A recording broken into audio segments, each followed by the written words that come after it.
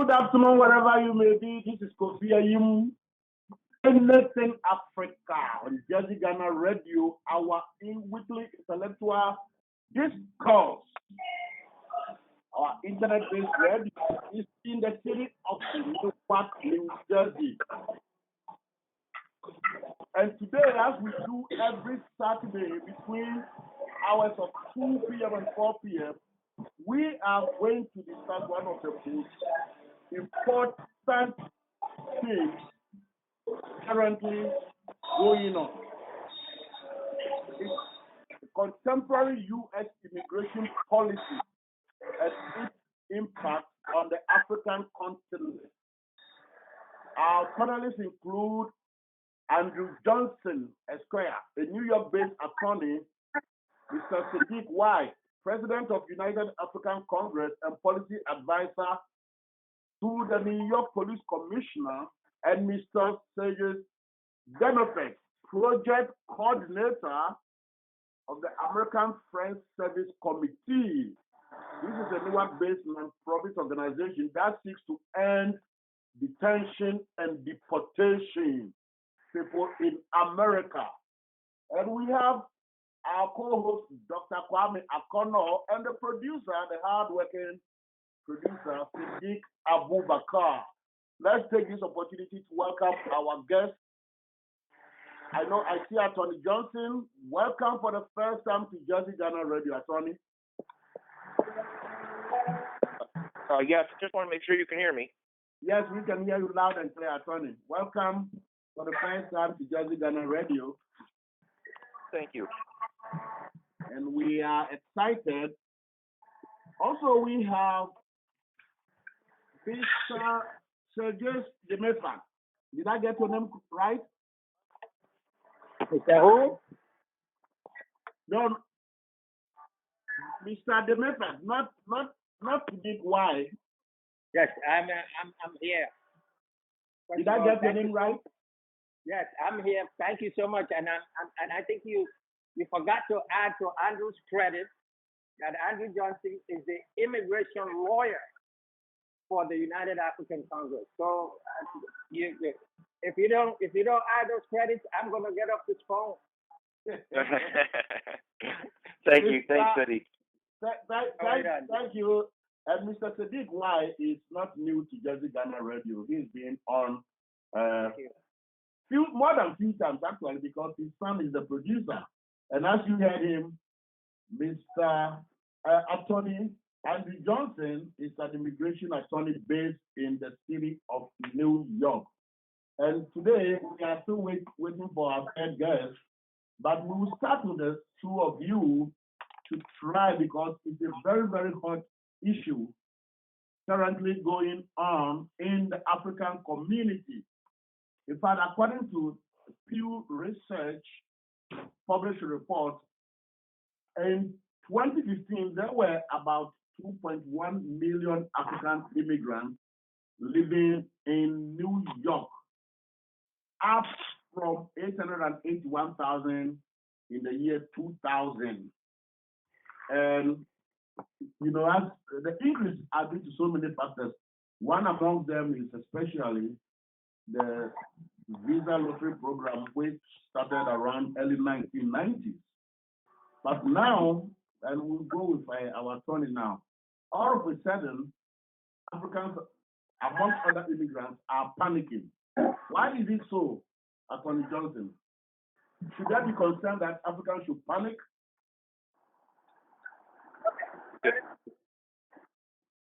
I'm sorry, was that the question to me? Yes, that is to Attorney Johnson. Africans, immigrants in the U.S. have started panicking, especially undocumented ones. Is there a concern for the panic to be in the community of undocumented Africans? Okay. I guess I think the answer is they want to know exactly what the administration is specifically doing for people who are illegal or out of status.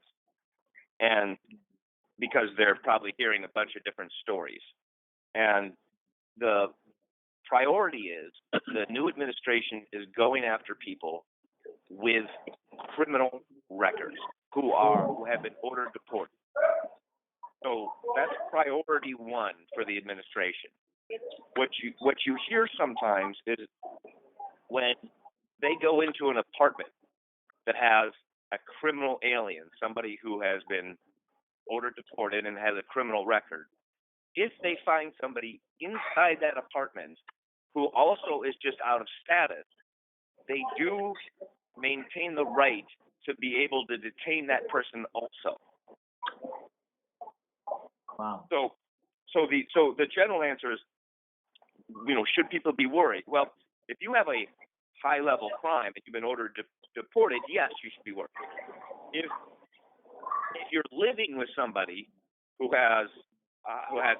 been convicted of a crime and has been ordered deported, then you also should be somewhat concerned. Well, so someone may be arrested by virtue of maybe a neighbor or a roommate having a criminal record, and the law is after him or her. That's basically what you are saying.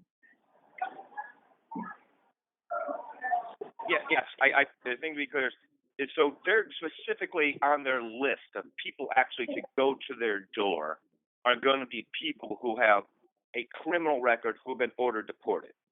That's on their list.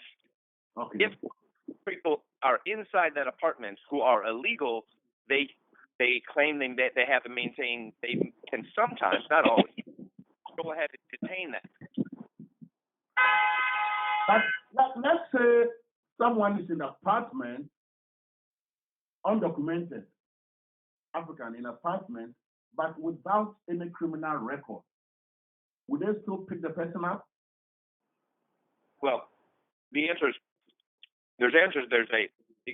they would probably never go to an apartment of somebody who's just illegal. If they go to an apartment, that means on their list they believe someone in that apartment has a criminal record and has been ordered deported. So once they get into the apartment, they're going to ask everybody's immigration status. And if the person is just out of status or illegal, they still could get detained by immigration at that time. Wow. My producer is telling me that someone has a background noise on the phone. We're not sure whether maybe there's a radio or TV on there, but usually we check for these things. I think maybe it's gone. Thank you, producer. Mr. Brother Sidik, why? You have been out there in the African community for a very long, long time. You yourself run for an office some time back. So you know the African community very, very well. By virtue of you also being the policy advisor to the commissioner, New York Commissioner of Police, and the president of United African Congress, do you see panic in the African community about this latest immigration? I am walking on the street because I'm just supervising a demonstration out here, again related to the same thing. So if I'm not, if I ask you to repeat the question, please don't mind. Oh, sure. Okay. If you don't mind repeating the question for me. Yes, I'm walking to my office, but I will. I'm around one police plaza. I'm walking to my office, so just keep talking. So if they can't hear me, I'll get to my office in the next 5 or 7 minutes. Sure. But anyway, before I get to that, I just want to, first of all, use this occasion to publicly thank Mr. Johnson for Andrew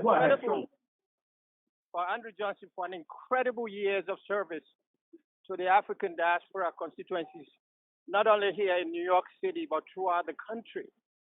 Whenever some of our people have faced critical challenges dealing with immigration, he has always been there. That's the only law he practices. and there have been some very, very difficult cases in which we know for a fact somebody was literally put on the plane, literally being taken to the airport to be deported. Through Andrew's brilliance and skills by working in partnership with us, Andrew was able to have that man removed, and that man is a permanent resident today. He's done this on countless occasions. Wow.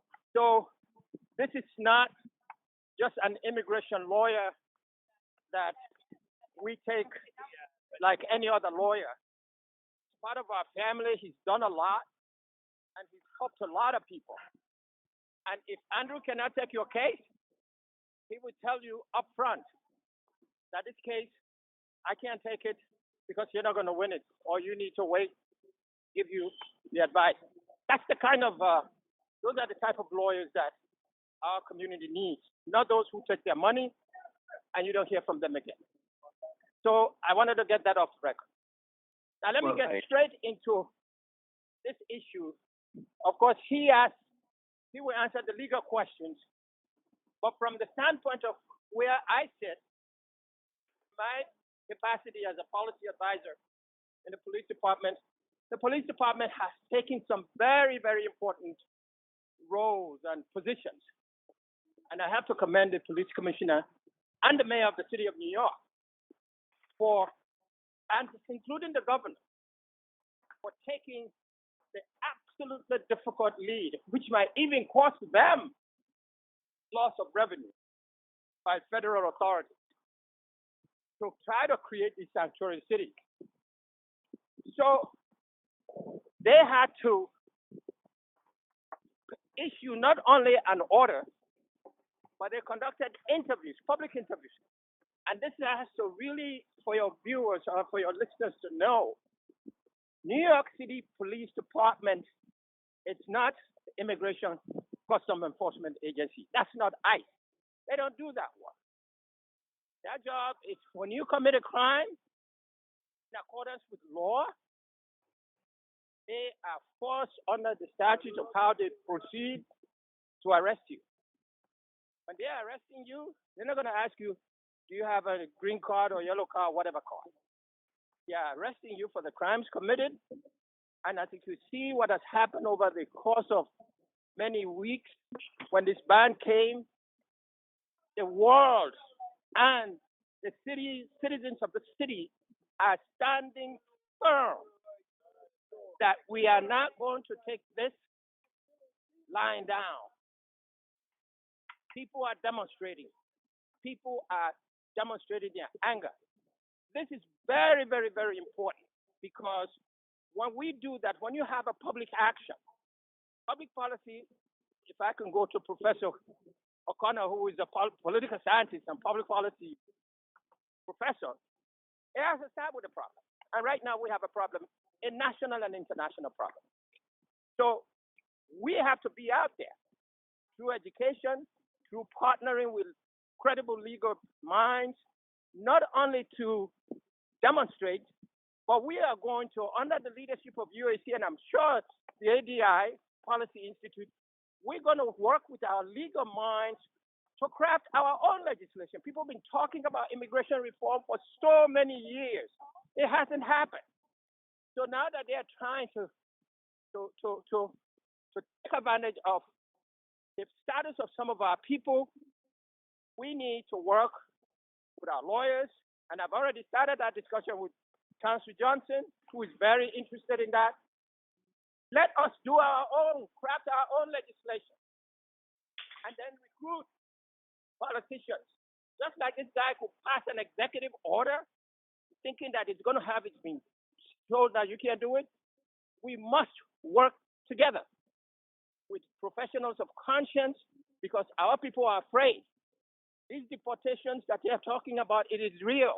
So some people might say, oh, no, that's not true. It is real. So I think I've gone too far, but I just will say, because this is something that is very close to my heart. I've been going to demonstrations. I've been doing teachings. And I really want to thank Andrew and thank Ghana Radio, your leadership in really bringing this matter to the public forefront. And whatever we could do to support that effort, I know we're going to make that happen.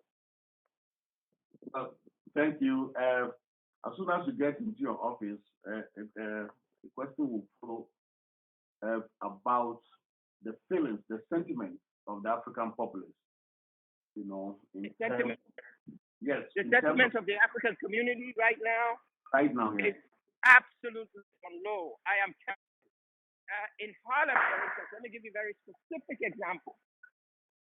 You know that under the phones, there are vendors, they vend on the street, some of all kinds of menial stuff just to be able to send them. Well, those people are not to work. They're afraid to go to work. The things that they used to do in terms of helping their families, that income has been cut off. In addition, I see mothers, families, mothers taking who are legal, not allow children to go to school because they are afraid that ICE is going to stand out there.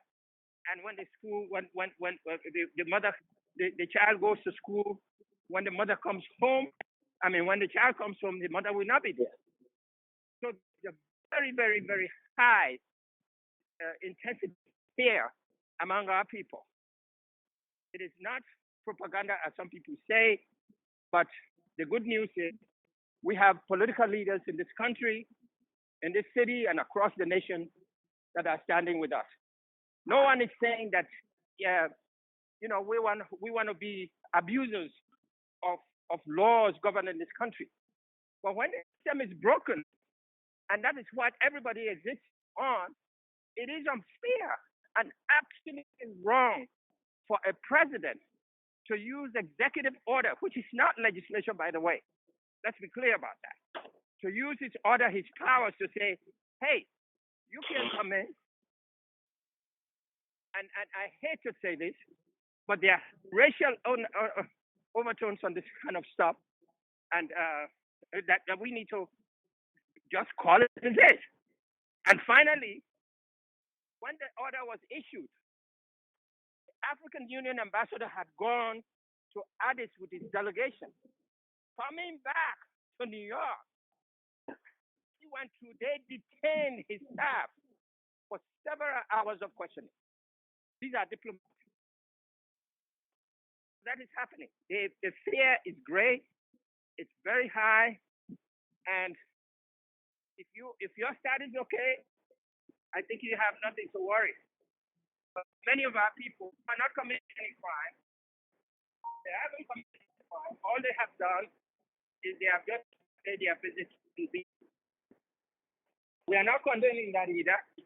But the reality this country reporting these people to, these are war-torn countries. People who have left their countries for fear of persecution, and they're coming for safety, and then you're going to fly back there. That's not wrong. That's wrong. You know, Brother Sadiq, this is very worrisome. If you look at some simple street stats from the U.S. Citizen and Immigration Services Department, and this services was given to our program, this program by Tati Teachersek Kaplan, who is a public affairs officer of the U.S. Citizenship and Immigration Services. We thank her so much. She did not hesitate when we asked her for some stats. From 2013 to 2015, you see some increase, albeit minor, increase of people, Africans, who have been deported. In 2013, they had 1,505 Africans were sent back to Africa. 2014, they have 1,710, and 2015, they have 2,180. Now, this is not under President Trump, though. The thing is this: at the end of February, 130 Senegalese were deported to Senegal because they were not, the explanation was that they were not eligible to be in this country. And I want attorney to educate us here. Let's say Kofi Ayim, I am illegal citizen, but I have children who were born here and they attend school, elementary school, high school. Do I still face the danger of being deported? Maybe me and my wife, both of us, are illegal, but our children were born here. Hey. Attorney Johnson. Hello. Oh, yeah. I'm listening. Yes. Andrew, go ahead. I wanted you to help us here. I don't know what that is. So the fact pattern is people who are illegal here but have U.S. citizen children. Can you turn that down for me? Is that correct? Yes. Yes. Okay. Well, first, back to the main issue. If they have not been ordered deported already by the immigration judge, they're in a different category where even if they were picked up by immigration, they have a right to go through the court proceedings and wouldn't be immediately deported. They would most likely be released and you have to go through the court system, which takes 3 to 4 years. It's the people who do need to be concerned are the people who have a deportation order and have U.S. citizen children. They do not have a right to be here.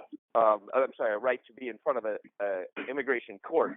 So they could be immediately ordered deported. Excuse me. So that is a definite concern for parents in that situation. Because they don't have a right to go to a court, they don't have a right to delay the case. So that's the big issue. But I do want to reemphasize, at least in New York, that they do not have to have. They're not being targeted. Even people who have been ordered deported and have no criminal record are not being put on a list. So that they still have to put that in perspective. I guess I should add one other thing.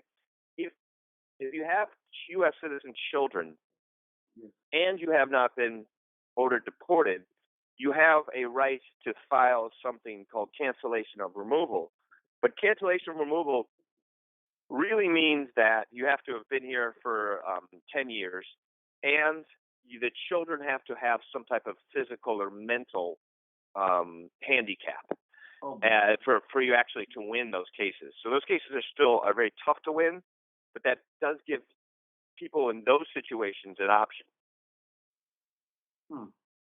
This is kind of dicey. Assuming, but not taking into consideration that I live in Arizona or somewhere in the Midwest. My children are U.S. citizens. I am not. My wife is not. And the city in Midwest that we live is not a city like New York, where from the governor to the mayor to policy advisor to the police commissioner are up in arms against arrest and detention and maybe the deportation of illegal immigrants. If I live in such a city, what are my chances? Well, once again, we're assuming that now you're in Arizona and you're out of status, but have U.S. citizen children. Is that right? That's right. Okay, so with that fact pattern, Arizona might be absolutely a little more, the police are still, I want to reiterate, in Arizona, they're still not going door to door and asking if you're illegal. But if there is some type of altercation and then the police somehow get involved, there is a higher chance that they could ask and inquire about your immigration. However, they're still not instructed to call USCIS, to call ICE, if they just find somebody who's illegal. because there's 15 million people who are illegal. ICE does not have the ability, when the Arizona police call, if someone's illegal, for them to come and pick them up. They don't have the capacity. So even the police in Arizona, the local police, are instructed, if these people have criminal records, inform ICE. I think that's the general rule. Now, if the person has been caught for a crime or even a minor crime, they could start processing their case. But remember, though, if they don't have a deportation order, then they still have the right to go through the immigration court, and that means they're released, and that means their case lingers for 3 to 4 years.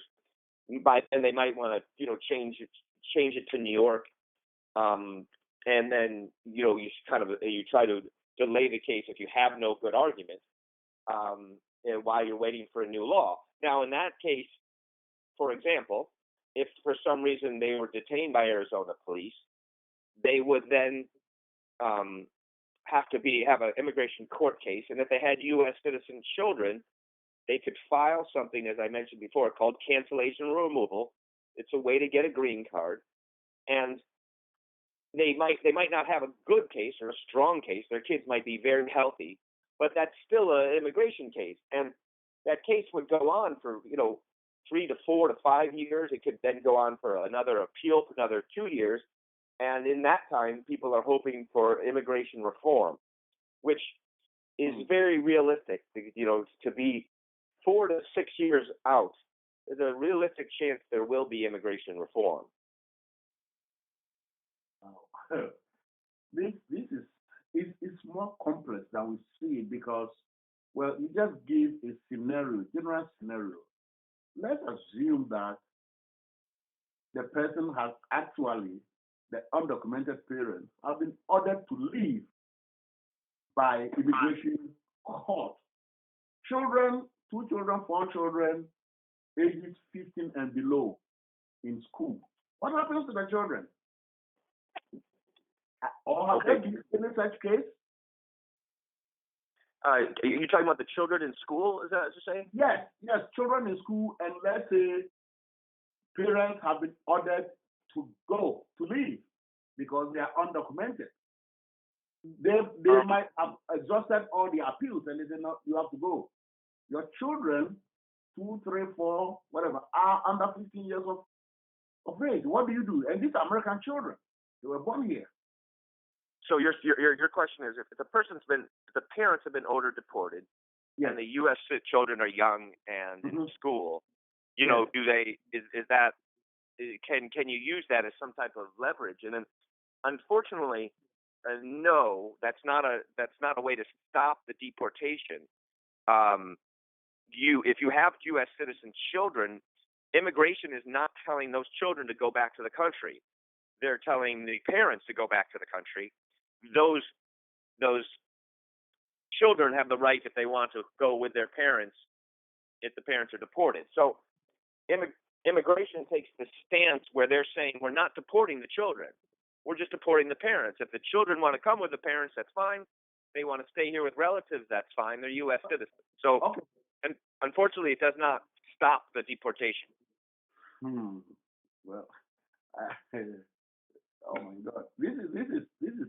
Let's say that the children say, no, we want to stay here. They are under 15 years. No relatives, no friends. This is the parents, or you're talking about the children? I'm talking about the children deciding that, no, mom, dad, we will stay here. 4 children under 15 years. We will stay here, you go. No relatives, no friends, no one to take care of them. Would the government step in because they are minor? No. Well, I should say that. If they're, I apologize. If they're left here, yes, just like a normal child who's been abandoned by their parents, the U.S. government would put them in a foster home and something to that effect. Most people who have that situation give their children to relatives if they want them to finish school, and the children just will fly and visit the parents on the summertime in their home country. That's how it usually works. if it gets to that. Now, they're not, although you do hear, very bad stories, that's not that common, that they don't like to, really deport people with children. So they sometimes have them check in with deportation, every 6 months, and they don't do it that often to really send parents out. If the parents have criminal records, they will. But if the parents don't have criminal records, there's a decent chance that they just have to check in with deportation every 6 months or every year. It's really not that common. Mm. And also it depends on the location. Like I said, it would be more common in, I always mention Michigan. Michigan is not a good place to be at. Their deportation people are just, like I said, a little, all I can say is gung ho. They're the group that does unreasonable, takes unreasonable stances. New York is the exact opposite. They don't take unreasonable stances and really don't like we're talking about ICE in New York. Do not like trying to deport people who have children here in the U.S. So also it really depends on the location. Let's get Brother Siddiq in here. I mentioned earlier, according to statistics given to us from the DHS, deportation to Africa has been slightly on the increase since 2013. Once again, not during President Trump's time. At the same time, African refugees that are arrived in the U.S. from 2013 have seen a slight increase from 15,900 in 2013 to 17,500 to 2014, and now to 22,492 to 2015. The last stats that are available is 2015. So we see some increment in refugees arriving from Africa. And then also on the flip side, when we look at the deportation, we saw some small increase of Africans being deported to Africa. So what would, and this is to Brother Siddiq, first, how involved are the African community in this immigration issue? Okay. And by that, I mean Africans in general. I don't mean, because some people may say, well, I'm a citizen, I have my green card, so I don't care. I don't mean that. But in general, how are Africans involved? Okay. Let me also just for the purposes of transparency and true accountability. The president, I think, maybe Andrew will correct me, in recorded history in this country to have had the largest number of deportations under his watch was Barack Obama. That is a plain fact. I think the difference between how he did it, and again, Andrew had identified the categories. Those are the people who were involved in criminal activities, have, those kinds of situations. But the way they did it quietly. They did it under the radar. So it didn't cause a lot of static. There were people with expired visas that have committed criminal activity, and some of those people who were supposed to attend to their immigration hearings and did not participate, did not go at all. There were warrants for some of these people. Now, coming to the African community involvement, let me be clear. There are organizations like the African Services Committee. And there are several of these organizations that are doing everything in their power to bring about awareness. But here is the difference. Many of these entities, these organizations, don't have capacity.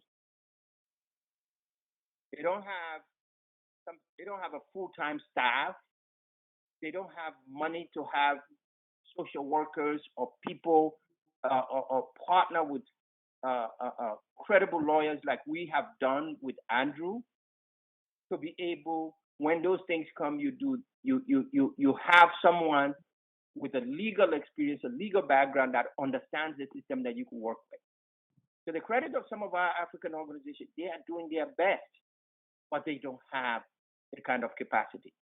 And that's why some of us, the United African Congress, has been fortunate, in fact, a blessing to us, that when we get these requests, in many cases, and this is not just in the city, across this country, we have a trained, competent, honest, and decent lawyer in the name of Andrew Johnson that has been there for these people. And there are times that Andrew is overwhelmed, but because he's a good lawyer, he does not take money from these people, from our people, if he knows full well that that case is not going to be won. So we are doing, our involvement includes demonstrations. There are demonstrations taking place, but here's another handicap. Even though people might want to go on the demonstration line, the people directly affected by the demonstrations that we're going to go there to change this policy do not have status. So they don't come to those demonstrations. And in this city, in this country, numbers matter. If you don't come out in numbers to show there's a compounding public interest in this kind of a situation, the system feels, oh, well, we could do without them. We just go ahead and do what we have to do because there are no reprisals, there are no consequences to those powers that be. But I have to say, New York legislators, mayor, the governor, elected officials in this city, public advocate, controller, city council, they have been absolutely on the ball. I can give them that to try to do all within their power based upon what is possible within the law to be able to protect most of our vulnerable populations here. The short answer is yes, Africans are getting involved and they are doing something. But again, we don't have organizations that have $1 million budgets that they can hire people who could do this and have social workers, have a legal team. That's where we have been blessed to have counsel that has been working on the behalf of our people for many, many years. And again, I cannot emphasize, I cannot thank Andrew enough. He has been there. He continues to be there. Brother Siddiq, you make an important point here. Numbers matter. Numbers count in this country. We have so many fragmented African associations and organizations, right, without money, virtually penniless. Right. And so they don't have what it takes to make their organization or associations, viable and exposed to the system. We have United African Congress. As the name connotes, United African Congress. Has there been steps or are some measures in the pipeline, structures being put in the pipeline to attempt to bring, if not all, but so many of these known but weak African organizations under one umbrella? Because the thing is that together Africans can fight.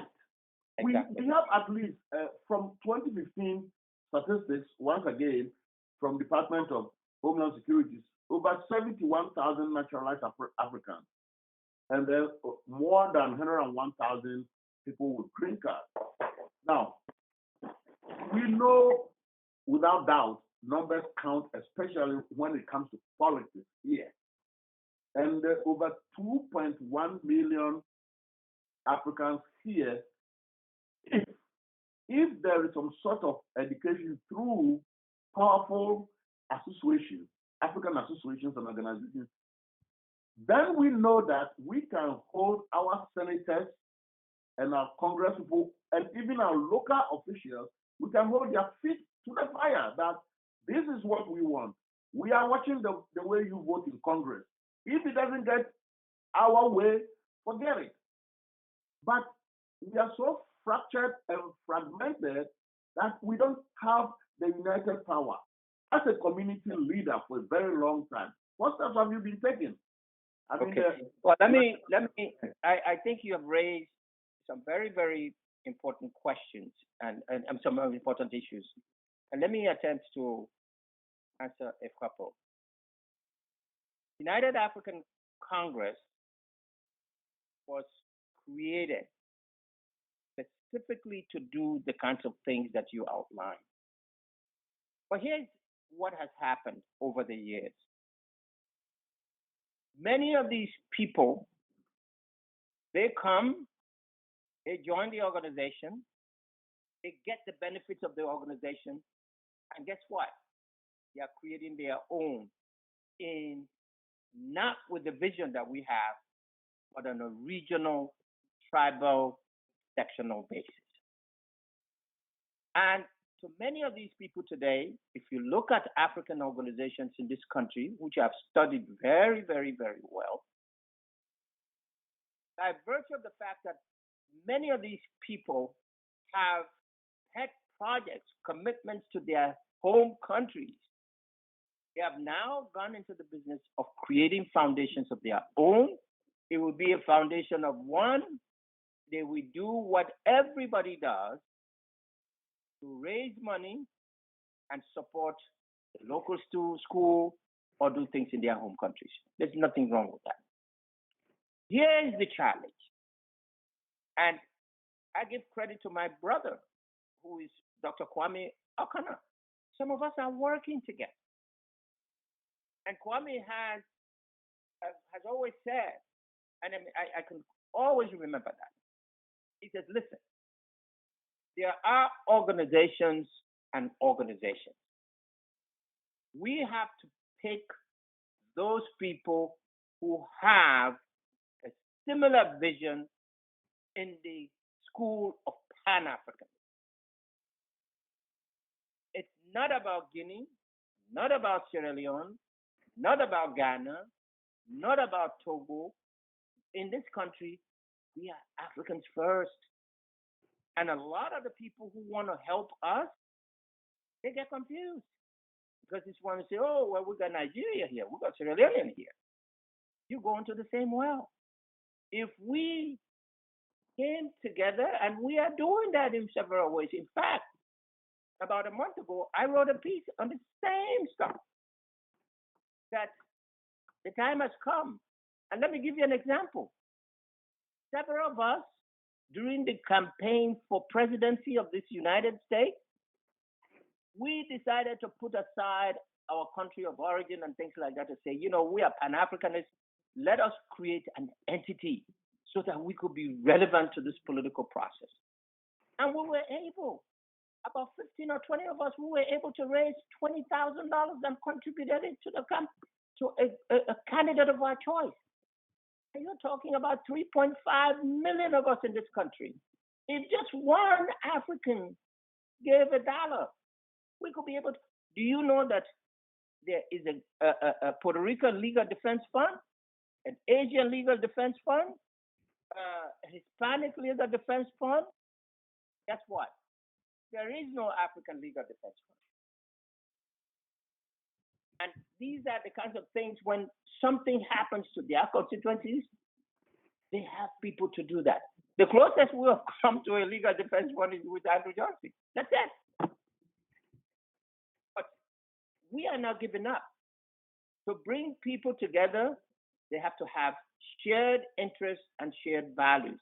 If we just follow the advice of my distinguished brother, Dr. Kwame O'Connor, that we are Pan-Africanists, when we work in that, with that trajectory, I guarantee you, we can make a difference. You remember when I ran for office, how many Africans gave me money? My son knows. I raised $275,000 to run for public advocate. I did not get up to $10,000 from all of the continental Africans in this United States. None, $10,000. And you're going to go run for office. Everybody had 3.5 million. Had I had $1 million, $1 contribution, I would have won. And guess what? Publicly state here today. When I was running, I didn't have an office. Guess what? Andrew Johnson offered his office, gave it to me for free. Don't get me started. You are listening to Jersey Ghana Radio's Anything African. We have here Brother Siddiq, who is a policy advisor to the Commissioner of Police in New York City, and Attorney Andrew Johnson Esquire, who is an immigration attorney and who has been helping involved in the African community for a long time and deep, very, very passionate. And we thank you so much. I have a question also now. Are there laws in the book currently that if you are a naturalized citizen and you commit some specific crime, your citizenship can be revoked and then jailed and maybe deported? Or once you are naturalized, no amount, no sort of crime can call for the revocation of your citizenship? You can never, once you're a U.S. citizen, they can't take it away. You could commit murder. You're fine. If you're a green card holder and you do I guess more of a major crime, a minor crime, a green card holder will still be okay. But a major crime, what they call a felony, then they have a right to go ahead and take your green card away through an immigration court proceeding, which would take a couple of years. But yes, we always recommend people who are on green cards to file citizenship as a protection, because they don't understand that they could be the most upright, wonderful citizen as a green card holder, and they could have a girlfriend who's crazy and decides to say they committed domestic violence. Well, then there could be a problem with their green card. So they have to be very careful. And just generally, just even people who are even out of status or illegal have to be very careful, because you can control a lot of things. Obviously, you don't rob a bank, you don't commit a crime, but domestic violence sometimes becomes arguments that get heated. And if someone's angry enough and calls the police are overly sensitive about domestic violence. That can cause problems. So people who are illegal and people who have green cards just still have to keep that in mind. That's a danger area. Well, fellow Africans, I think you heard Attorney Johnson loud and clear. If you are a green card holder, it will be in your interest to go a step further and apply for naturalization. That doesn't mean that we are advocating go naturalize and start committing felonies, no. But you are in a safer zone. Not only that, if you have the willpower, you could run for office. I believe the only one that you cannot run is the president of the U.S., because you have to be born here in the U.S. But apart from that, I believe, and if I'm wrong here, please, you may correct me, you can run for governor. I'm a travel leader originally from Austria. Was it became a governor of California? So I believe you can do that. And that will also serve as a role model for the coming generations, Africans born here or children born here of African parents. So I think it is good. However, I'm a Ghanaian, originally from Ghana, and I don't know about other African countries, But Ghana, when it comes to naturalization and all this dual citizenship, Ghana has one of the most bogus laws. And I'll tell you. And so I know there are, at least I know some Ghanaians who have every reason to naturalize, to get American citizenship, but they won't because they also believe that maybe in the near future they will go to Ghana and get involved in the politics there and be appointed to so and so. In Ghana Constitution as it is now, if you hold any other citizenship apart from Ghana citizenship, you cannot enter Ghana's parliament. This is the equivalent of Ghana's Congress. Unlike Nigeria, Nigeria's constitution is simple. Once born a Nigerian, always a Nigerian. Ghana, you hold a British citizenship or American or wherever, Japan, and Ghana citizenship. There are some positions, such as entering parliament. You just can't go there. So that is one thing that at least I know from some of my friends from Ghana. They are unwilling. So they are up the creek without a paddle. They don't know whether they are going or coming. Maybe I'll go home to get involved in this. They don't know when. I'm here. If I naturalize, then I may not be able to hold this. So it is our own doing. That is by the way. But I just wanted to get clarification about some of the benefits of holding at least American citizenship. All right. One of my friends told me that he is reluctant to hold American citizenship because he's afraid to travel in Europe, and they will be captured by terrorists, and they will separate from American passport as against others. So he will hold on to his African passport for now because Americans are not like. There may be some truth in it. So, he's self-protecting himself. That's his interest. But we are here now. So if you have the opportunity, and especially what is going on currently in America, I think it's about time that Africans try to unite. At least, if Africans cannot unite nationally, let's do it regionally.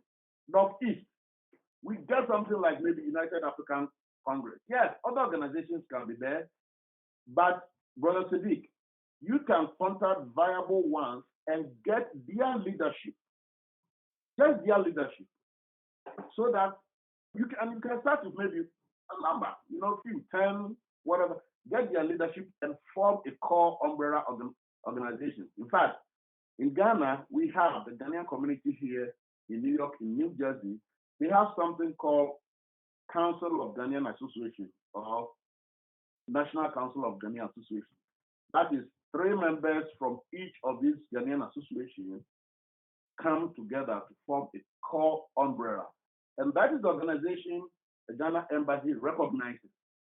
So once any organization is formed, they just quickly try to get involved in the council activities because they are recognized by the Ghana Embassy and therefore have a direct linkage officially to the Ghana Embassy. We can take it a step further with United African Community. Your name connotes that. Get some of this. And the typical example is this. Amongst the Ghanaian community, say New York or New Jersey, you get the core members from the National Council of Ghanaian Association. Then maybe from Sierra Leone, from Guinea, from Ethiopia, Kenya. You get at least 2 or 3 members from each of these umbrella organizations in a given country. Then you start something called the representation of African United Congress. They don't need to change the name because the name is already there.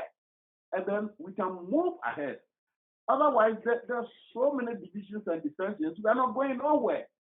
And fighters like you may be fighting till you drop dead. And no good results will be achieved because we are so much fragmented. You are listening to Jersey Ghana Radio, Anything Africa. It's about 3 o'clock, and we'll just take real quick commercial break from our sponsors, and then we'll come to continue our discussion. And 15 minutes time, we'll open the lines for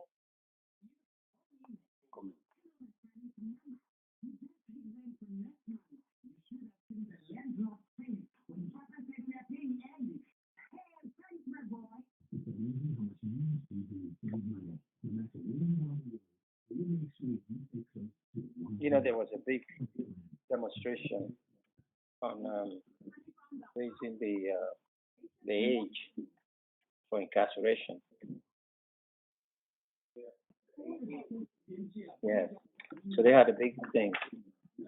When I left the Bronx, the thing I did was I went to the Bronx first because there was something thinking rather than me coming to sign here and go to the Bronx. And the trains are just messed up. So I had to go directly from my home. The Bronx, the A train is running on the X line. There's no A train running. So there I came and went upstairs to sign in. Went there, and I have this interview. Ghana review this immigration. And it was supposed to start at 2 o'clock, so to compress all of that, I was on the street.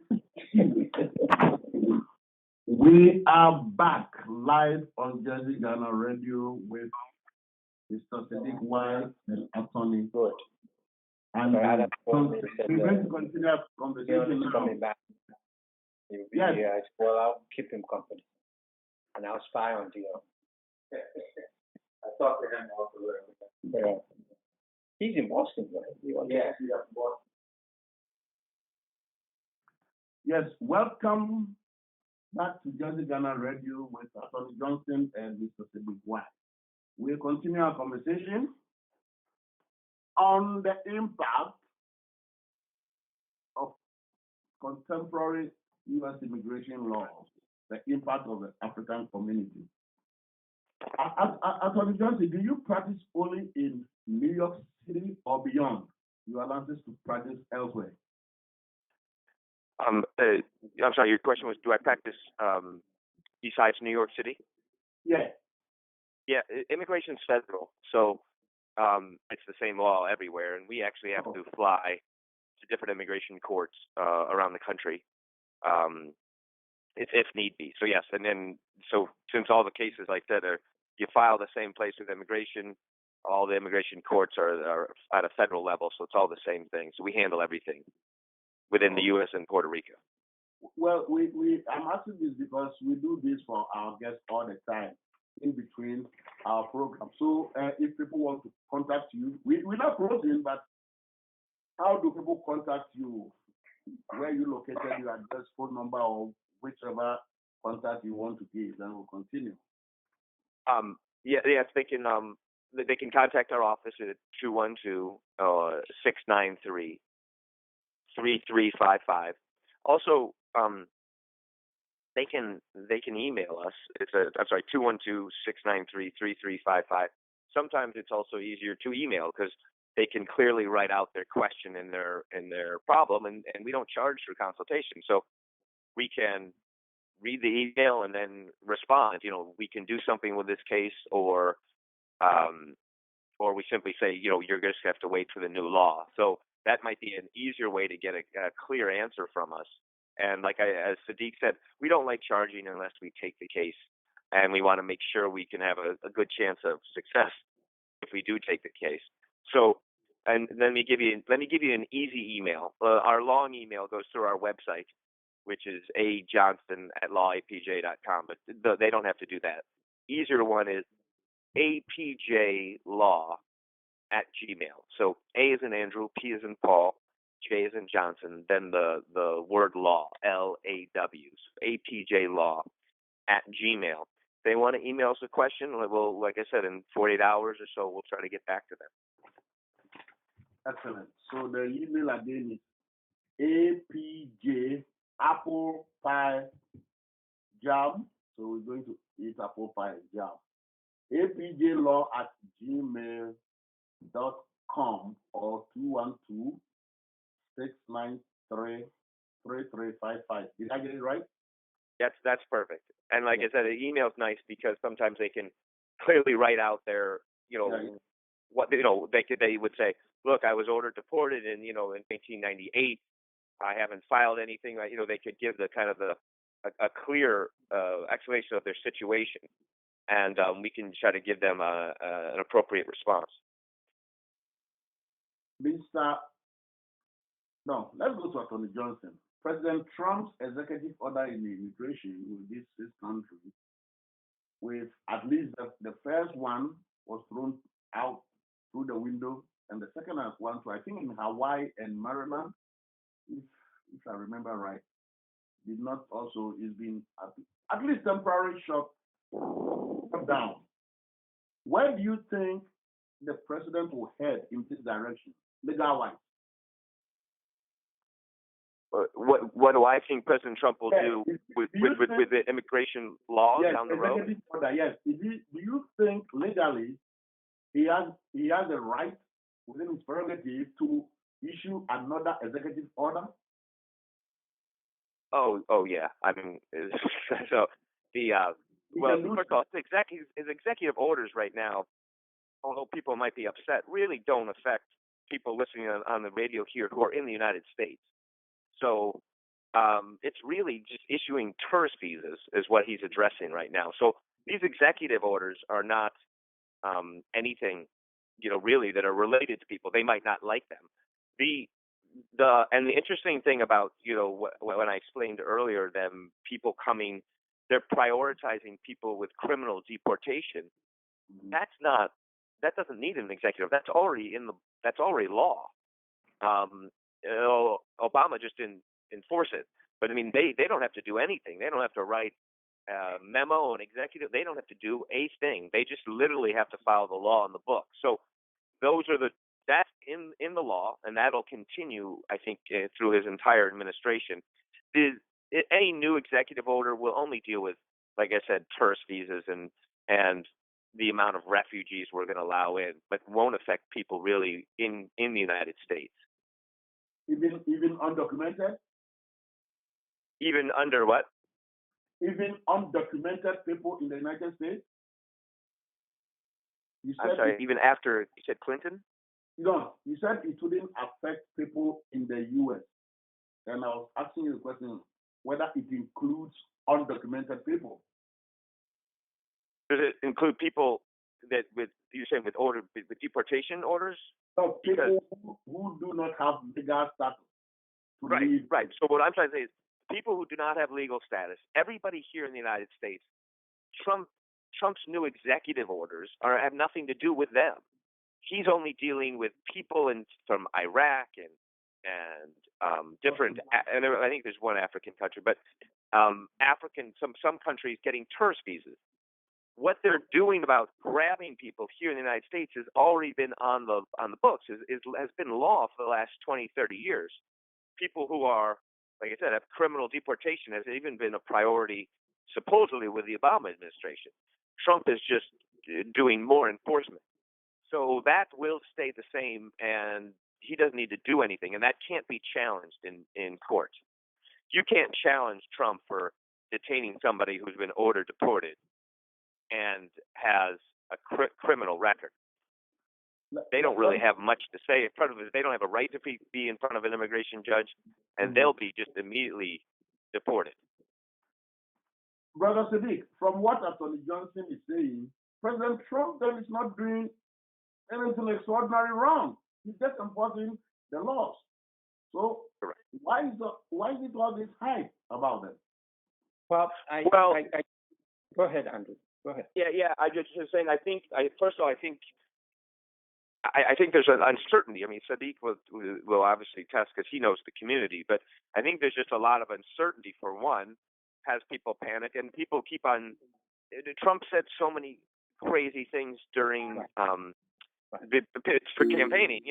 Everybody's a criminal, and I'm gonna. I think he had deportation bans, but he did say. I mean, he's just.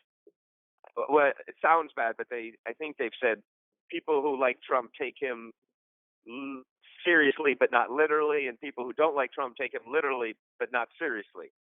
So the answer is you can't really have to worry about what he said during his campaign. You have to kind of just focus on what he's actually doing. And they have put out a memo, as I mentioned earlier, that is prioritizing people with criminal deportations. But as I said, what's frustrating, I think, a lot of other people is sometimes when they go to pick up these people with criminal deportations, they do grab people who are in the same apartment who are just out of status. And I think that's part of what's bringing the fear to everybody. But Sadiq has probably a better angle on it with the community.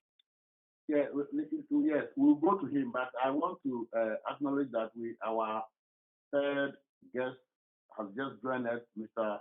Sergei Demefrak, who is the project coordinator of American Friends Service Committee, which is a non-profit organization, I believe, based in Newark, that seeks to end detention and deportation.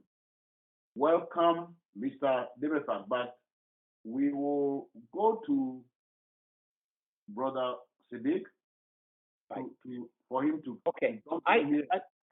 Yeah, I think one of the things that some of the just look at this hype, we call it as hype.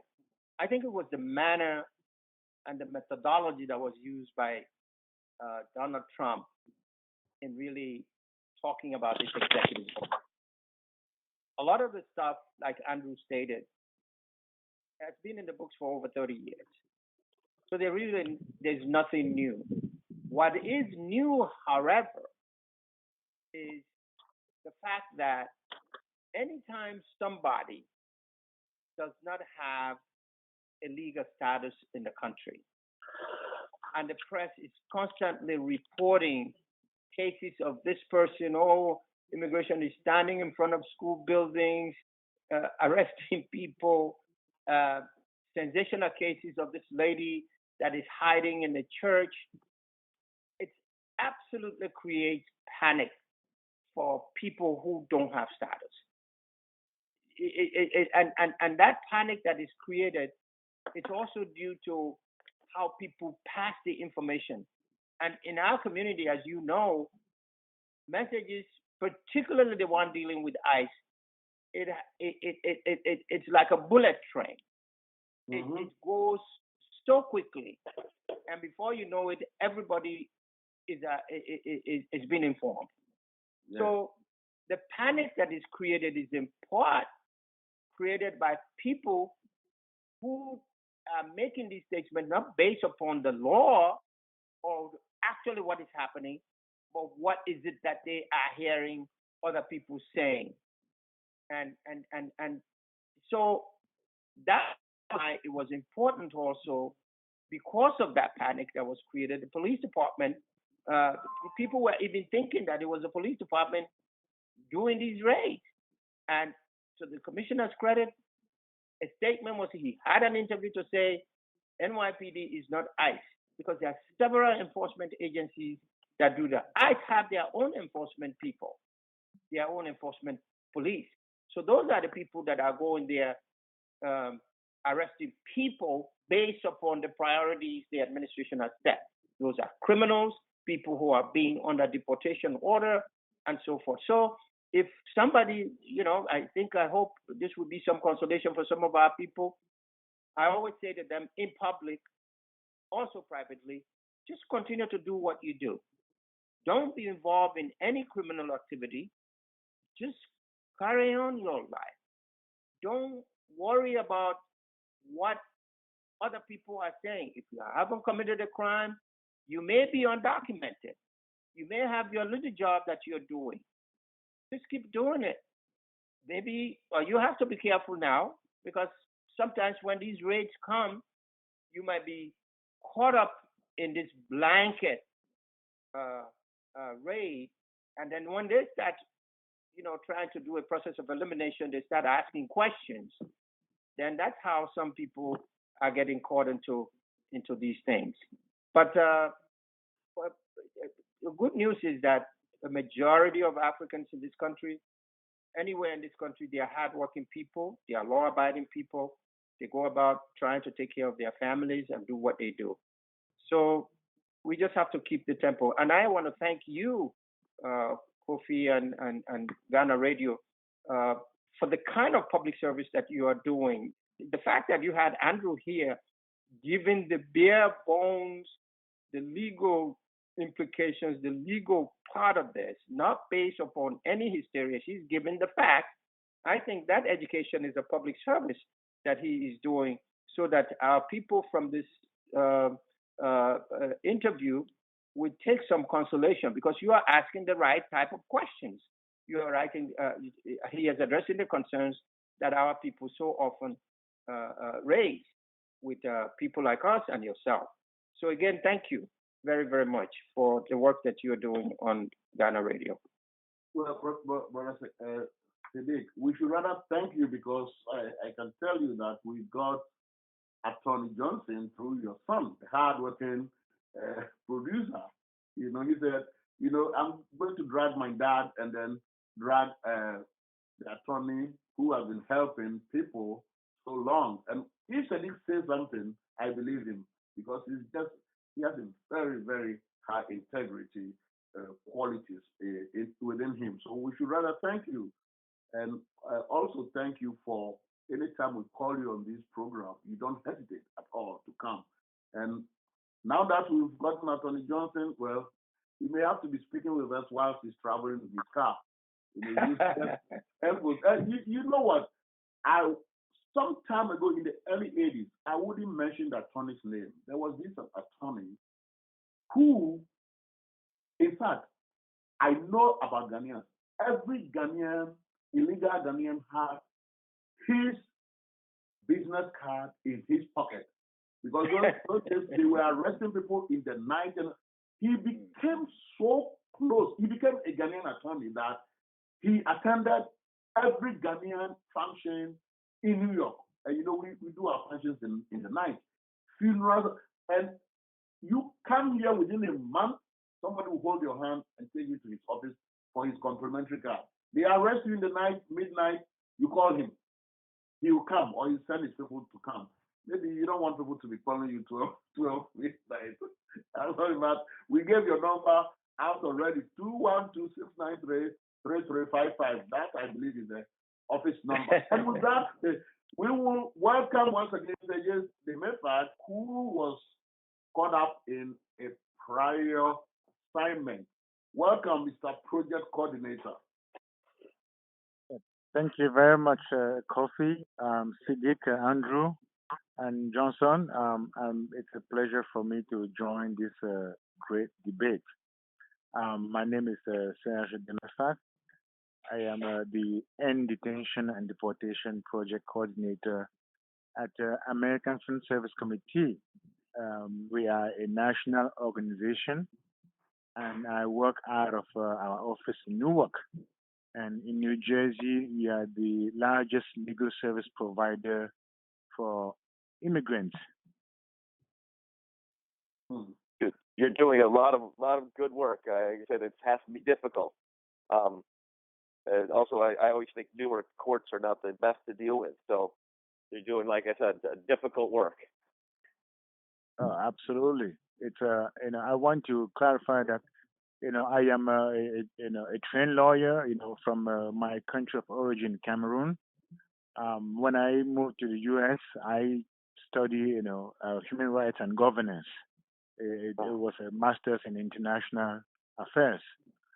So I became more involved in policies and also organizing and a lot of advocacy. Brother Secretary, explain to us now. Why is it that your committee, American Friends Service Committee, why is it that you attempt to end detention and deportation, even for criminals? Why?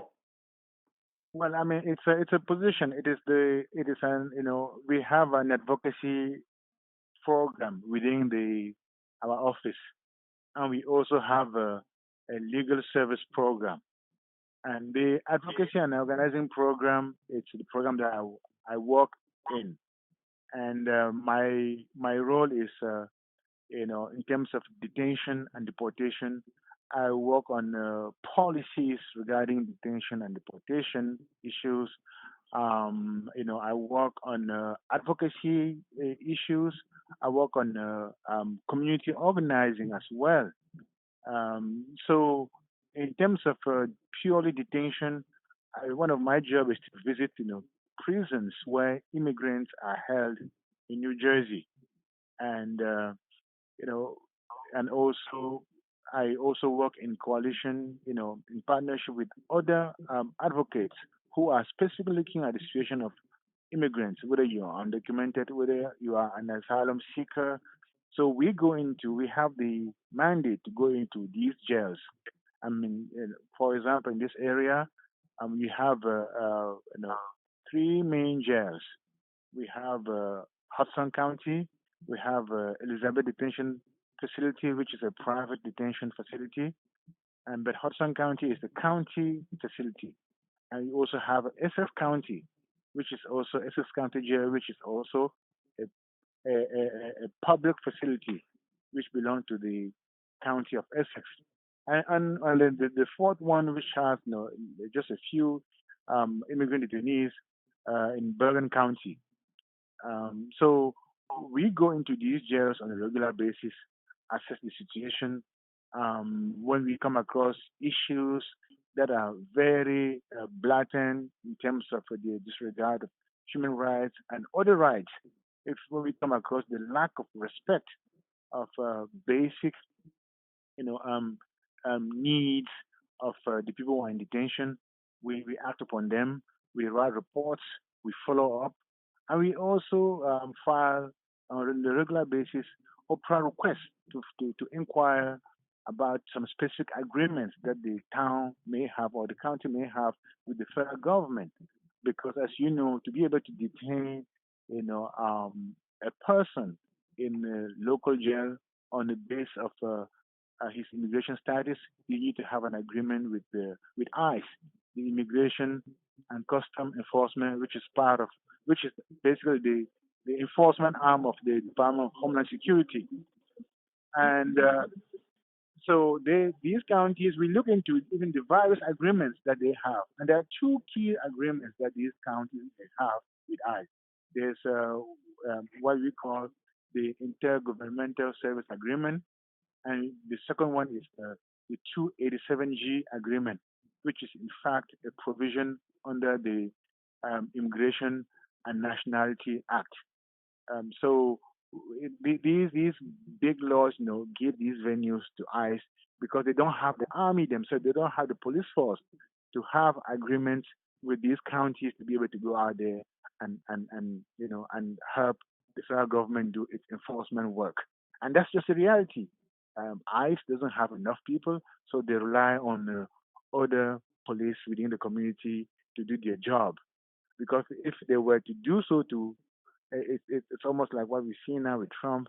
They planning to hire, 1,005, no, actually 15,000 more officers, five for border patrol, and also 10,000 for ICE, for ICE police.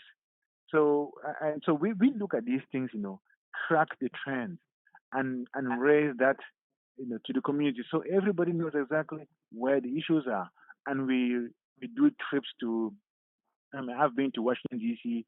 to meet, our Congress people, and we've also pushed some laws, even here in New Jersey. For example, we have passed a law on phone rates for immigrant detainees that allows them to call, their families or back home if they want to gather their file, because as you know, immigrant detainees don't have, free lawyers as other people do in America when you're facing any sort of criminal case or other form of convictions.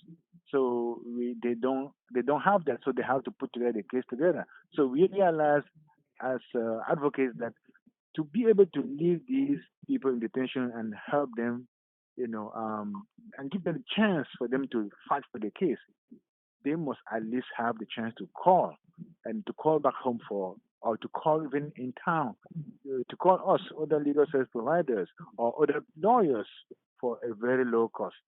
And just so you know, um, technically to call in New Jersey, to call abroad from the New Jersey jail, it was costing somewhere between 35 to 45 cents per minute. So we fought and then we have passed a law to bring that cost down to 25 cents now. And also, to be able to call interstate or intrastate, it was costing something like even between uh, 15 to 20 cents. And then we managed to bring that down to 5 cents per minute. So, and these are some of the things that nobody talks about, but it's very critical. I see. Well, at least you helping. Thanks for helping to make detainees more a little human than they are out there. According to Table 41 of the U.S. Citizenship and Immigration Services report, that's Table 41. In 2015, a total of 1,293 Africans were sent home. Now, out of this, that is where my concern is. Out of these 1,200 plus, 928 were non-criminals. Their offense was non-criminal. Only 365 were deemed criminal acts. So the non-criminal is more than twice the criminal act. I want maybe you or Attorney Johnson to at least try to help us here. What is non-criminal? Because it's not defined. We have an idea about what the criminal offense would be, but maybe if you can delineate for us a little bit, because the number is overly huge, 928, as against 365 criminal. Well, it's very complicated. It's a little bit complicated because there's something that you call, for example, under Obama we have what you call priority enforcement, and under priority enforcement system under Barack Obama, you can only you can only deport, when someone has a criminal background for what they call an indictable offense. So, and those were and so I mean obviously but I would like to understand more what it means non-criminal. For example, if you have a DUI, for instance, you can be deported. It's an indictable offense. It's not really, but it's not criminal, is it? It's not criminal. So, but you can still be deported. And also, if you have some sort of, like, for example, some kind of crazy traffic violation, you can definitely be deported. What violation? I didn't hear you. What violation? If you have, I believe it's like, for example, if you have, let's say, a DUI, driving while under influence of some alcohol, yeah. So you can be deported, definitely. And so this is not a question that it is very clear within the mind of the government. Wow. So and so if you call that, in that offense, and I've seen cases where people have had some sort of like running a red light, or maybe driving without the license, can also be deported.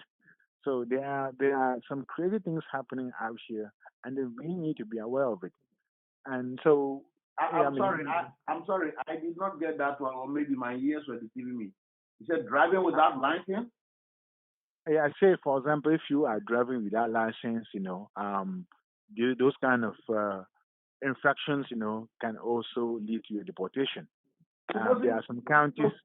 Supposing you forgot your license at home, don't you have like 24 hours to go get it to prove?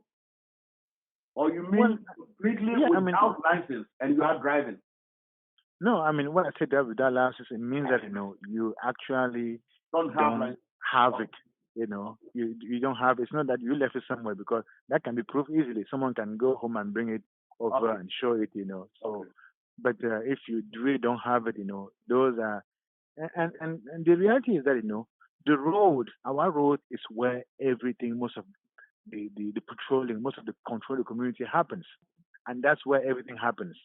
It's even just like a slight thing, it can be an excuse for an officer, and there are also some very aggressive officers out there to use anything to arrest you. But I also want us to know that with Trump, you know, things have been broadened. It's not upon conviction that you can be deported, that you can be arrested and put in jail and deported. But it is now based on simple arrest. So if you have anything pending, and Trump added things like if you have embezzled any federal benefit, you can also be deported, and that's all contained in the February 20th Department of Homeland Security memo explaining exactly how to implement a Trump executive order of February 25. So the, the, the, the spread of who can be deported is now totally open. Pretty much anybody can be deported these days. So for those who think that by just staying quiet and being on your corner you cannot be deported. No, you can be targeted, and that is contained into that memo. And I don't have a copy here, but I could read some of the segments to you. But I can tell you that now, for example, the Hudson County has already sent a memo to ICE telling them how they are adjusting the base upon which they're going to be keeping people locked up. And that memo is clear that when you read the memo, you understand that it is based on arrest, not on conviction or any clear sign that you've committed a crime. Wow. I don't even know how to say. Maybe the co-host will help me here because I'm flabbergasted now.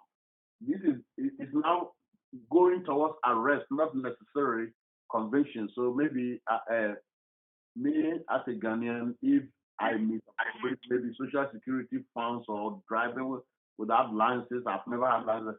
By the time I realize maybe I'm at Accra Airport in Ghana, and from there maybe can I call Attorney Johnson to come and bail me because if I'm not going to go through the process of being convicted, but arrest can lead to my deportation. I don't know. I'm not an attorney here, but that seems communist to me, at least. 973-409-6422 for your questions and comments. This is Jazzy Ghana Radio Innocent Africa. We are discussing contemporary immigration policies and the impact on Africans. We have our three guests here, Attorney Johnson, our policy advisor, Mr. Siddiq, and Mr. Sajed Dinefek originally from Cameroon, and Brother Siddiq White is originally from Sierra Leone and is the president of the United African Congress. This is getting scary, very, very scary. Now, I'm not sure what we can do now to try to get our people educated. Obviously, it's not all Africans who listen to such programs or read about what needs to be known. So let's go to Brother Sadiq as a community leader and advocate. How do we reach our people with such information? Well, from my, as you know, from my background, all information starts from the bottom for me. You gotta be in the community. You gotta be in the churches. You gotta be in the beauty parlors. You gotta be with the masjids. You gotta be where I attend community-based organization meetings, participate in public forums, and you gotta have to also, as leaders, do public teachings by participating, by partnering with organizations like lawyers, know your rights, seminars and forums. We have since I'm glad I was listening intently to what my brother from New Jersey was saying, the kind of work we are doing. Commend you tremendously for the work you're doing. But what we are doing here in New York City, it's a little different. What we are doing through the support of our legislators, the mayor, the governor of the state of New York, as you know, the kind of stringent enforcement proceedings that exist in that part of the world, New Jersey and others. We, for instance, in the New York City Police Department, I worked very closely with the commissioner. The commissioner sent out made a policy statement, and that statement was drafted and circulated throughout the department, the police department, in among the 36,000 men and women from the borough offices, precinct community councils, and so forth, to let the people know point blank that New York City Police Department officers are not ICE. They don't go around telling you when you commit a crime. They are not there to ask for your status. They are not. That's not their role. Their role is if you have committed a crime, there are procedures written in their patrol guide. That's what they follow, and that has been since the beginning of time. So their enforcement actions will not change with the Trump executive order. And in fact, one of the critical areas of engagement here in this city now is the area of what they call the NC of the Neighborhood Community Officers Program, wherein they pair officers with community people to be able to inform, to educate, to have this relationship. New York City Police Department has spent a tremendous amount of resources and personnel, man hours, to be able to create effective relationships with community stakeholders and community people. So it would be ironic that these ideas of goodwill that they have created just go down. It hasn't changed. In fact, it has intensified. There are more community contacts, more engagement. We know your right seminars, know your right teachings. That police officers go out into the community and tell them about their rights as citizens or even non-citizens under the law here. I always say to people here in the city and across the country, as an African myself, an immigrant who now is a citizen, we Africans are not really in the business of committing criminal activities. A majority of the Africans that I know don't do that kind of stuff. But there are a few who are doing things that they have no business doing. So they become victims of the law.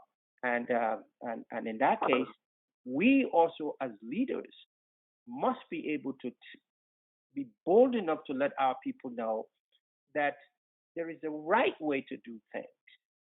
It's just this question of tough love.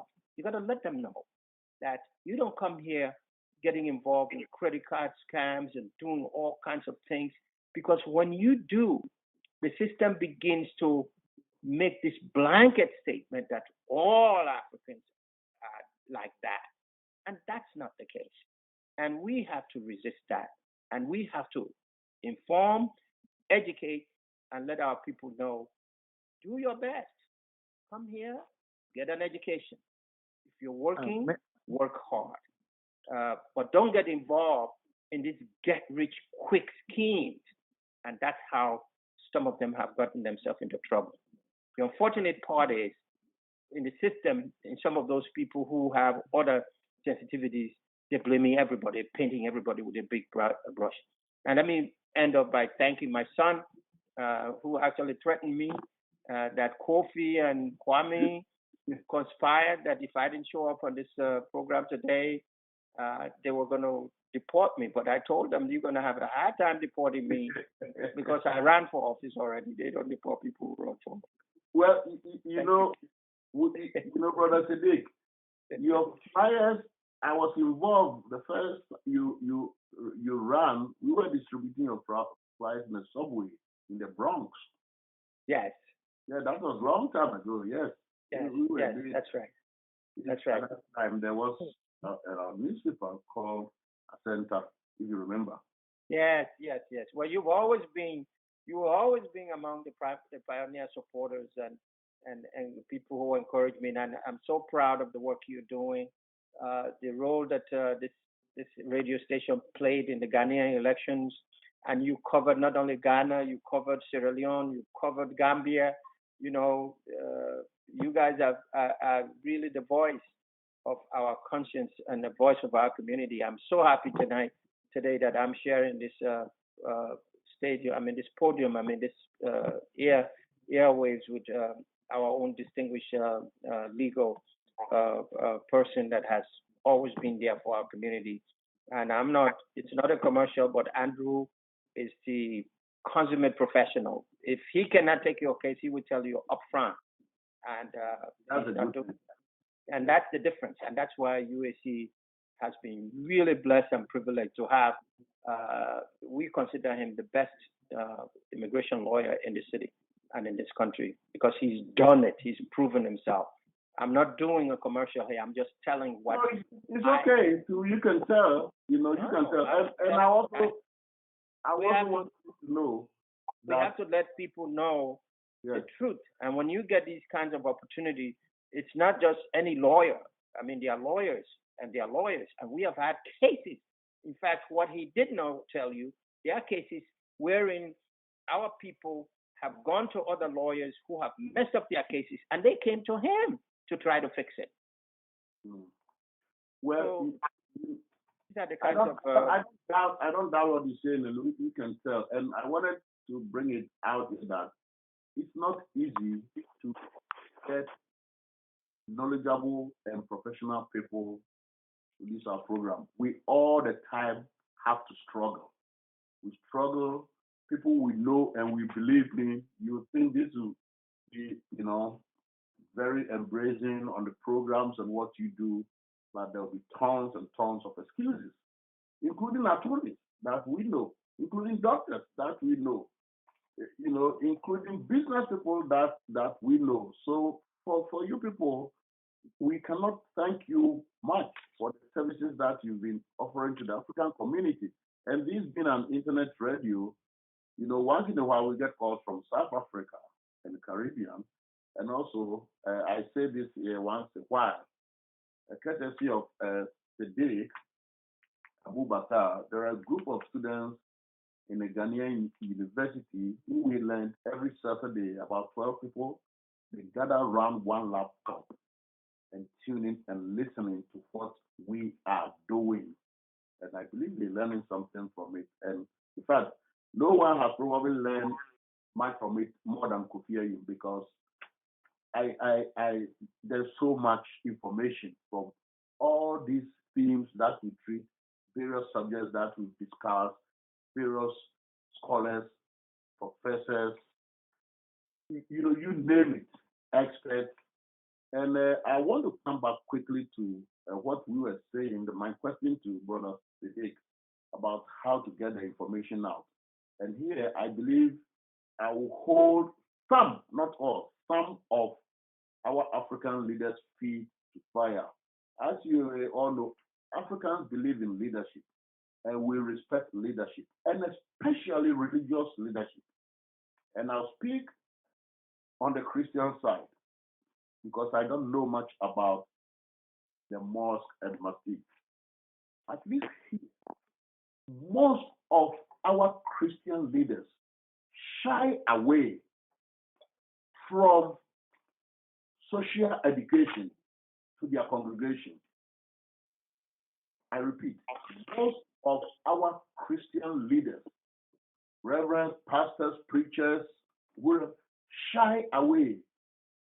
One way or the other, they refuse to bring things that will be beneficial to their community. They refuse to either bring it in church or even organize symposium, forum for their people. I remember very clearly during Obamacare, Affordable Health Act, some of the people that I knew some of religious leaders, I have suggested to few, New York, New Jersey, Connecticut, why don't you bring this? If you don't know much about it, let's get an expert to come and explain Obamacare to the congregation. Of course, never, not even one. And they would not organize symposium and get an expert to come. They will all the time preach and strictly preach per the Bible. Personally, I think it's a disfavor to the congregation because, as you may know or guess, some of our people, once they get here illegally, or once their visa expires and they are undocumented, the few places that they go or they attempt to join to be members are churches, mosques, masjids, religious bodies. Then they will also join other organizations. You know, they try to hedge their positions just in case. So I think religious centers are a place that these African leaders could use. They're not going to preach every Sunday on contemporary immigration policies in the U.S. No. Maybe take 5 minutes, 10 minutes, get someone who knows a little bit. Someone like Attorney Johnson or Monsieur Seyes or Brother Siddiq. Say, we'll give you 10 minutes. Just come and explain current U.S. policies to our congregation. Because that is where you are likely to find most of these African undocumented people in religious assemblies. But they don't do that. And I'm saying it because I know. I don't know about mosques and other religious centers, but I have visited few churches. I have friends and family who go to other churches. So we talk. I ask them, say, no, we don't do this. We've never had it. Because some would think maybe they are deviating from their religion. They don't know it's a mission.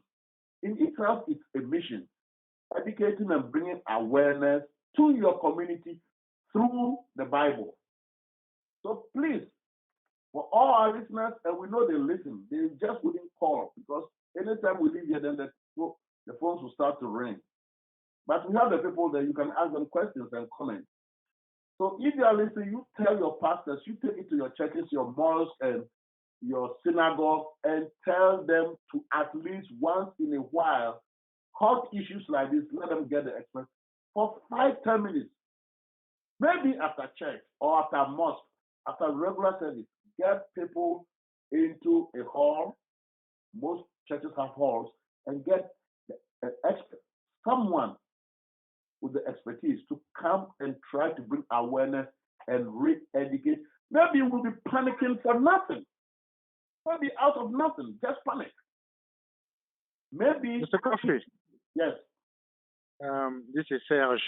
Well, I want to take this opportunity to tell you to share with all your listeners that I am available to come to any church, to come to any congregation, any African community, because it is my duty to do that and to present them any presentation free of charge and provide them the material so that they can inform the community.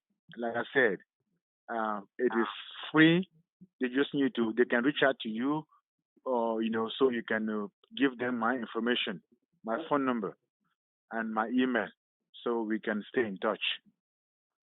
well, let me just add, Brother Kofi, when this executive order hit the country, UAC, United African Congress, joined with Russell Simmons, the hip hop Mongol, Rabbi Schneier, and Imam Shamsu Ali.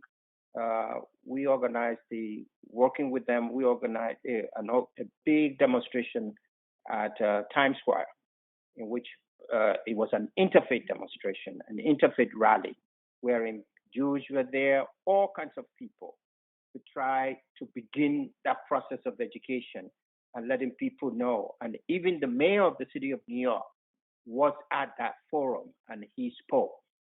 Following that meeting, that rally, which was very successful, was on television, social media, all over. But that was important because that's the way to get the information out. The other thing that's the credit of some of the civic organizations here in New York, I speak specifically about New York, Masjid Aqsa under Imam Konate from Ivory Coast got a group of prominent legal people from Columbia University, from citizens organization to come to the mosque, and the majority of those people were people from the continent of Africa, from all parts of Africa. Many of them who probably did not have status, but they came into that mosque as a question, as an issue of social responsibility, to give them the opportunity to ask questions, just like you're doing on this radio program. And following that, the Senegalese Association also organized a big forum, a teaching, brought in legal scholars and so forth, and community leaders. I have participated in some of those sessions, as I'm participating now, because it's also very, very important for our people to know, to be reassured that when things like this happen, that their leadership is also involved in fighting on their behalf and educating them and letting them know, giving them the information that they need to have. And that's a responsibility that we take very seriously. And in the police department of the city of New York, there is what they call the Know Your Rights teachings. That is, police officers go into the community. These are programs that we designed here to making sure that you continue to educate, to inform, and create this effective relationship with people. So that process is going on in New York, and every week in New York City, there's a demonstration. Today, there was a demonstration taking place in the Bronx, and this is done by Muslim women. They are marching. It's a peace rally. Muslim women want to be educated on this thing. They want to be involved. They want to be engaged. So things like those kinds of things are happening in New York City and in New York State. So we are a little bit ahead of the curve, and the fact that you also have prominent and credible legal scholars that are willing to give up their time and give up their knowledge as a means of continuing this education, I think it's very, very important. So again, I know I've been being on this program, but I know we have a couple of minutes. But I really want to thank you, Kofi, and thank my son, the producer of this program, and my colleagues on this panel, my brother from Cameroon. Continue to do the good work, and this is all we do. Thank and you. most especially, let me thank my friend and our lawyer, Mr. Andrew Johnson, for always being available and willing to help our constituencies and communities. But I thank you also, Ghana Radio, for the work you do. Sure, we got 10 more minutes to go, and on this note, I'd like to take a quick opportunity for a social announcement. We do this once in a while. We do free social announcements for people who are doing work for and to the community. And this is the Ghana Association for Medical Aid presents College and Career Fair. The event will feature professionals from different sectors. And the objective is to provide an opportunity for the youth in the community to meet with professionals and be exposed to multiple points of views on their desired careers, and also exposure to college admission directors and financial aid counselors. The date is April 22nd, 2017, from 10 a.m. to 3 p.m. And the venue is 510 Linden Place, Orange, New Jersey. 510 Linden Place, Orange, New Jersey, which is the Presbyterian Church of Ghana. For details, contact 973-506-8255. 9870. 973 506 9870. If you forget the number, just wait.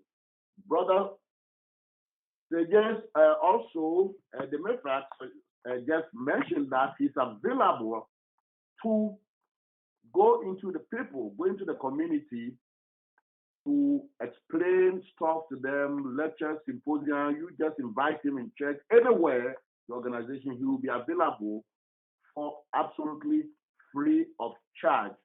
You may reach him at 917 596 6919. 917 596 6919. You forgot? Don't worry. For the Ghana Association for Medical Aid and Brother Demefek, if you forget their numbers, you can call me 201 704 5838. 201 704 5838. And don't forget also Attorney Johnson's office number 212 693 3355. But yes, still, better still, send me a text at Apple Pie Jam, apjlaw@gmail. Listening your questions, you have to list your questions, your comments, and the purpose of your email, and they will give you honest answer and feedback. And of course, if you are in New Jersey, you want to join the United African Congress, or you want to find more details about them, please, you can also contact me, and I'll hook you up with the United African Congress that has been in the forefront, fighting for Africa and Africans with their fearless leader, Brother Sadiq. We have 6 minutes to go. 973 409 6422. 973 409 6422. And we will, at this time, go around our 3 panelists to give your closing remarks. And we'll end with music and maybe commercial ads. But don't go yet, because we have a tradition here. Until our producer ends the program, it is still not ended. So don't go yet. We will start with Brother Sadiq. Your closing remarks, please. No, I think I would yield to my lawyer. Our Okay. lawyer for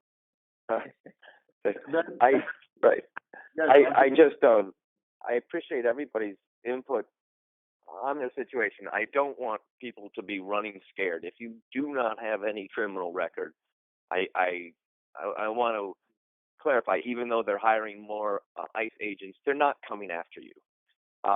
With drivers without license and that stuff is fuzzy in different states. So that's also not automatic. So if you have got hit with a driving without a license a year and a half ago and you've been released, I can almost guarantee you they are not coming after you. I think the topic was today, if you're caught with that in some states, how are they reacting to that? And that's, like I said, that's unsure. The different states do it different ways. But right now, if you have minor traffic violations that are over with, where you haven't committed a crime, you are not in danger. And that's it, guys. And I thank you for the time. Sure. And Brother Sages, your closing remarks, please. Yeah, no, I just want to thank you for the great job you're doing. Sadiq said it already.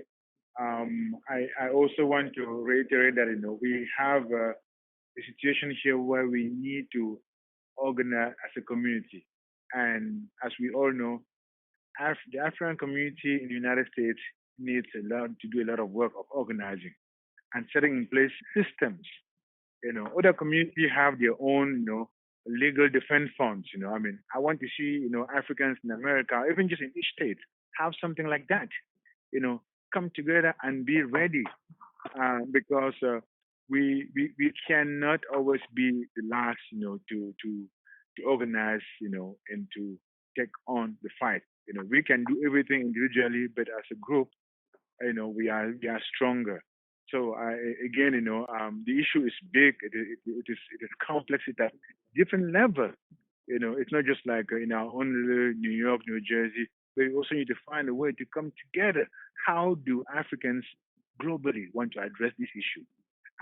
And I also agree that Africans may be less involved in crimes out there, but philosophically speaking, I don't want to be the one who want to go out there and say, "Oh no, Africans are not committing crimes," because you are giving someone an excuse to talk about other communities that are because they are committing crimes.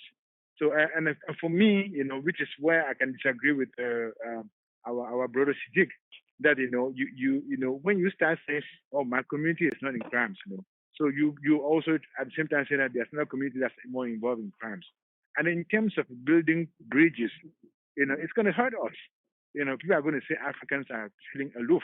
They're saying that they are too nice, they are too clean, they are clean. So and these are a lot of very sensitive issues, But we need to find a way, to bring our message out to assert, what we think can put us in a good position without, incidentally or or implicitly hurting another community. These are very touchy subjects because we know America is a very diverse society, and we should really learn how to navigate without, hurting other people's feelings. And I'm just going to leave it there. But I know our brother Siddiq, he is working hard, and I don't pretend to say that, nobody's an expert out here because the story is evolving, and but in any case, Africans need to start protecting themselves. We cannot just we don't have the money even to get the lawyers, So all the African community in the United States is very, very recent. That's why that's our whole challenge. We don't have the networks and then the financial power that many organizations have here, many other immigrant communities have out here. So let's say we have plenty of work in front of us, and then and let's keep working hard. Thank you so much for bringing me in.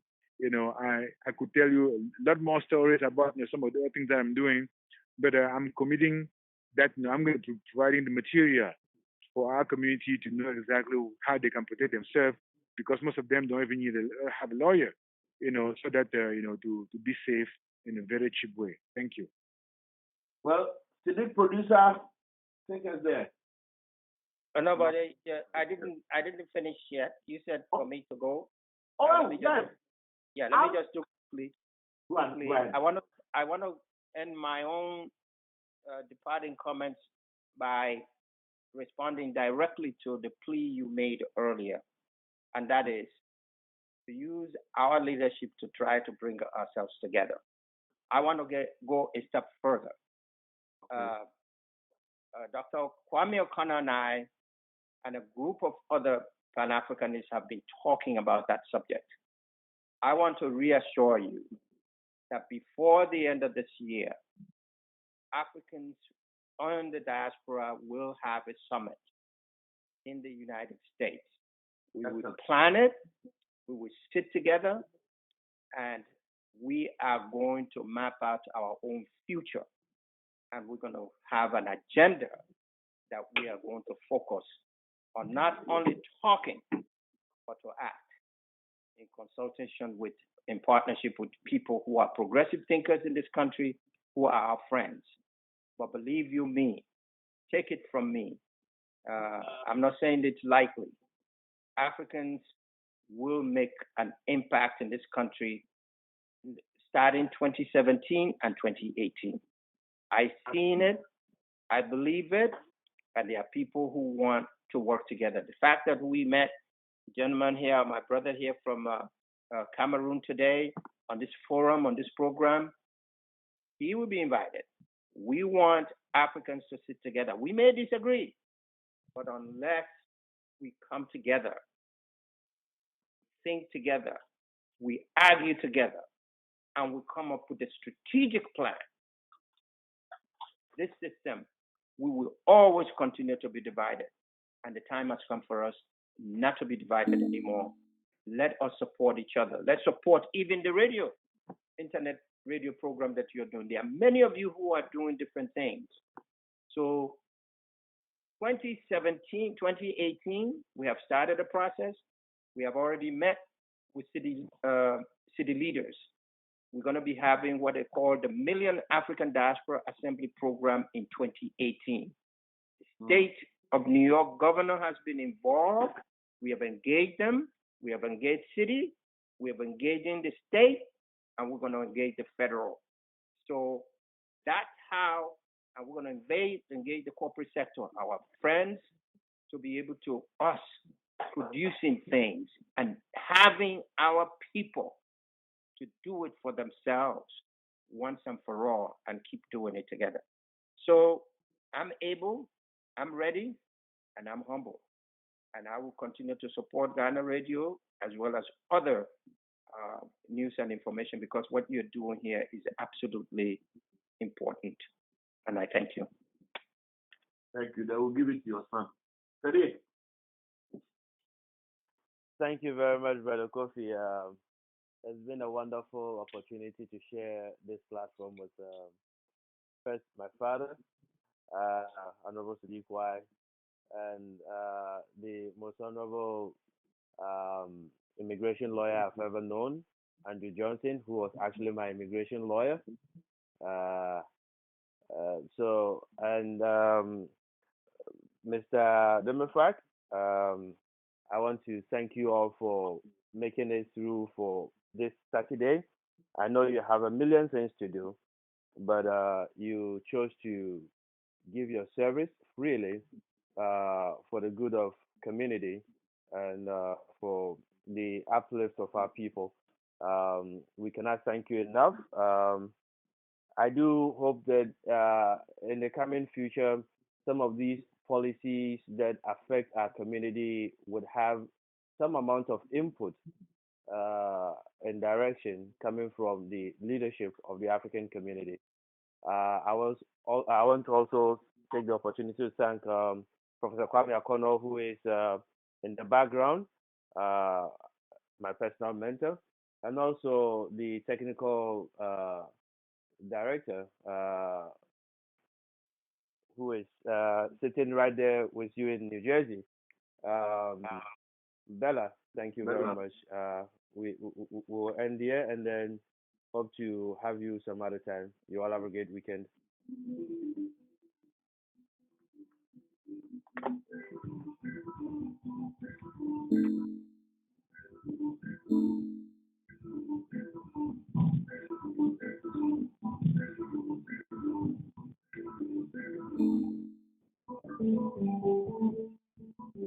Jersey Ghana Radio, yet to so.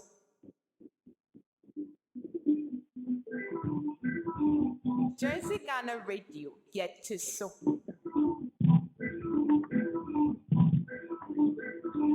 Jersey Ghana Radio, yet to so.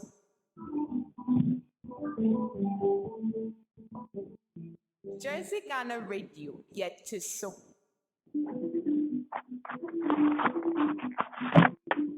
Jersey Ghana Radio, yet to so.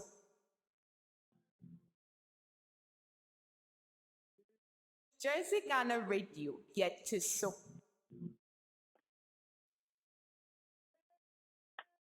Jersey Ghana Radio, yet to so.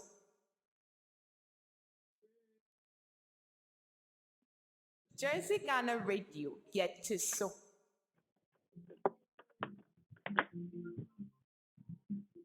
Jersey Ghana Radio, yet to so.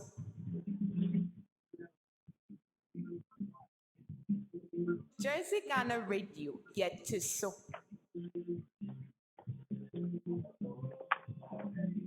Jersey Ghana Radio, yet to so.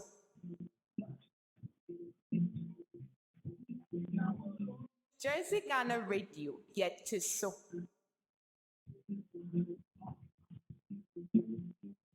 Jersey Ghana Radio, yet to so.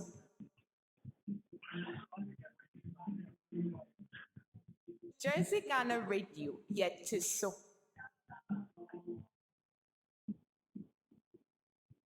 Jersey Ghana Radio, yet to so.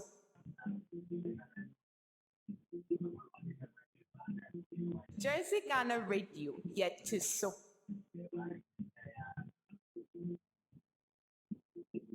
Jersey Ghana Radio, yet to so.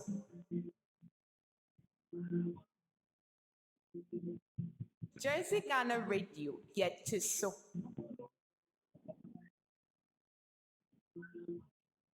Jersey Ghana Radio, yet to so.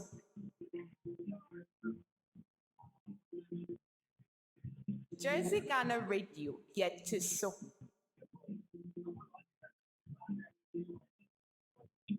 Jersey Ghana Radio, yet to so.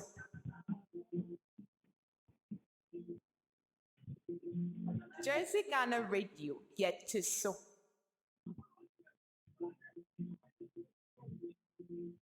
Jersey Ghana Radio, yet to so.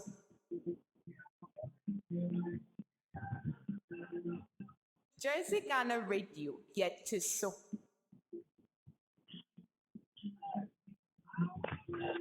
Jersey Ghana Radio, yet to so.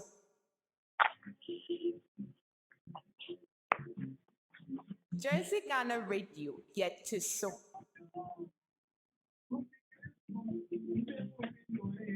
Jersey Ghana Radio, yet to so.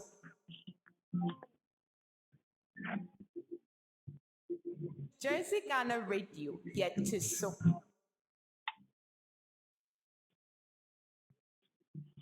Jersey Ghana Radio, yet to so.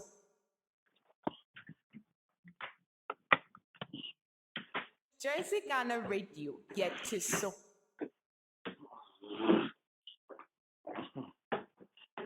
Jersey Ghana Radio, yet to so. Oh boy.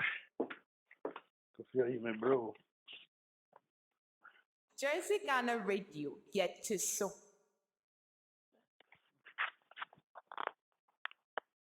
Jersey Ghana Radio, yet to so.